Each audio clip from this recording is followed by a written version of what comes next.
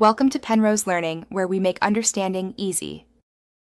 You start now, park on flat ground, set the brake and chock the opposite wheel, safety first. Locate the security key that matches the bolt pattern and seat it fully into the locking lug. Once seated, position the lug wrench so it's perpendicular and pull steady. This prevents rounding. If the bolt won't turn, spray penetrating oil and wait 10-15 minutes. Make sure the socket remains fully engaged before applying more force so you avoid damage. You now focus on controlled torque. Place your feet for balance and push the wrench slowly, using your body weight rather than sudden bursts. This gives a consistent turning force. If you need more leverage, slide a steel pipe over the handle, wrapping the joint with a rag to protect the tool. Once the bolt breaks free, turn it counterclockwise to remove.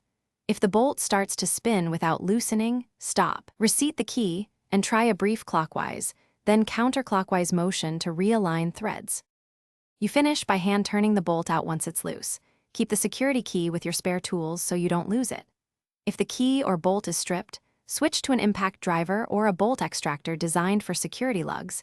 Use short bursts and maintain alignment. After removal, inspect the wheel and stud for damage. Replace any compromised parts and reinstall the lug or new security bolt, torquing to the manufacturer's spec to ensure safe, even clamping.